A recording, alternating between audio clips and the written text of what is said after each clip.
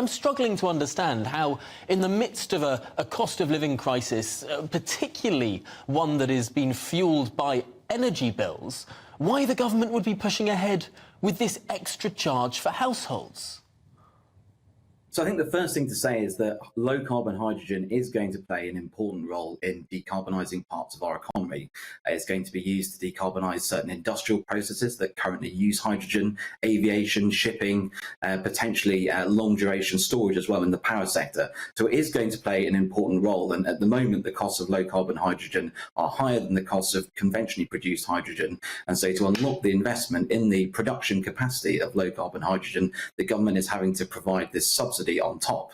Now, as you say, the government is bringing forward a levy through the energy bill, which is how it proposes to fund this subsidy, and it's chosen to put it on consumer energy bills. And I think there are sort of three different objections that people have raised to this. Firstly is the risk that it adds to inflation at a time when obviously inflation is already running high, predominantly being driven by energy bills. Secondly, that it's regressive, that we know that lower income households typically pay more of their income on energy compared to wealthier households. And thirdly, that it's not really fair that the people that are unlikely to directly use hydrogen in their homes are having to bear the cost of it. So I think the government should be looking at alternatives that are fairer, that put the costs on industry instead. But I would just stress that it is an important part of our net zero transition. It is a fuel that we're going to need. And there'll be lots of jobs and investment that flow from the hydrogen once it's up and running. But we've got to fund it in a fair way, I think.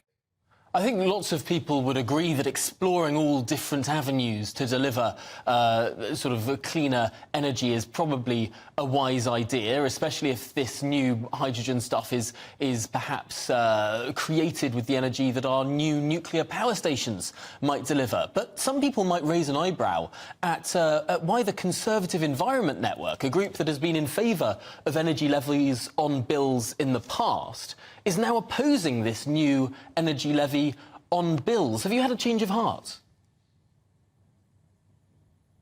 Well, I think, looking at some of the historic levies that are currently sitting on energy bills, the measures that they have funded for energy efficiency, for renewable energy deployment, have delivered significant benefits. They've helped keep bills much lower overall than they would otherwise have been, because the renewables, the energy efficiency that they funded, have prevented us from having to burn expensive gas in the current crisis. So I think they have played a key role in keeping bills down. But going forwards, I think we do need to look at how these measures are funded. And I think new hydrogen levies, are something that we need to look at this in the round. And I think one key point to highlight is the distortive effect of some of these levies and how they particularly borne on electricity bills.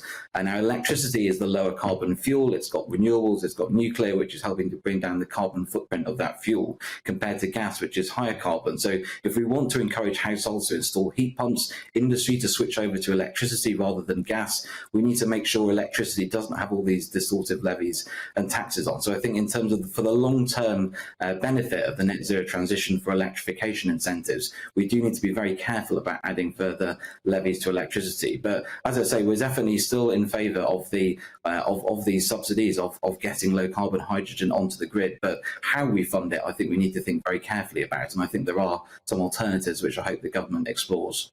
Is there a risk in all of this that the government may well be going after picking winners? We don't necessarily know what our energy infrastructure will look like in 10 years' time. Will homes be heated with hydrogen, or will it be some sort of electric system? Will cars be driven by hydrogen or electricity or something else?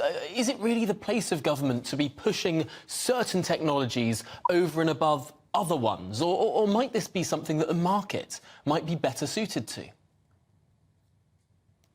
Well, I think we've got to have market mechanisms, and we've got to allow technologies to develop, and ultimately, before we commit to a particular pathway, we've got to test all available avenues. And I think the government is looking closely at hydrogen. It's doing trials trying to convert villages to run exclusively on hydrogen, and it's also supporting the rollout of heat pumps so that they can come down in costs and hopefully become more competitive. So I think the government is trying to back multiple horses when it comes to home heating decarbonisation. decarbonisation and avoid picking winners. But ultimately, there is going to have to be a decision made about what to do with the current gas network, because to make it run on hydrogen, we would have to invest billions in changing lots of those pipes. Households would have to switch over to hydrogen. Boilers would have to have lots of other household appliances that use gas changed over for hydrogen. So I think it is going to be difficult to do this on an individual basis. There is going to have to be some sort of strategic decision made.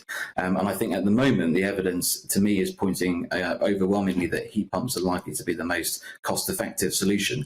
To give you, the main driver for that, I think it is to do with the efficiency of the appliance. Heat pumps, you put roughly 1 unit of energy in and you get 3 out, whereas hydrogen boilers, because of the energy losses and the production of hydrogen and the burning of that hydrogen in gas boilers, are much less efficient. And I think heat pumps, of course, are extraordinarily expensive as things stand. I just wonder, finally, in this conversation, the Conservative Environment Network has a large group of parliamentary supporters. You speak to MPs all the time.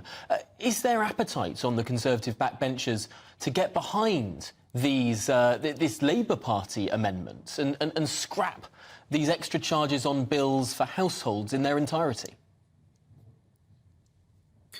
Well, I think there is a lot of support within the Conservative Party for low-carbon hydrogen. Lots of the production facilities for this industry are going to be based in Redwall seats in our industrial heartlands. They're going to bring jobs and investment. So I think there is definitely a desire to see some form of revenue support scheme being set up across the Conservative Party.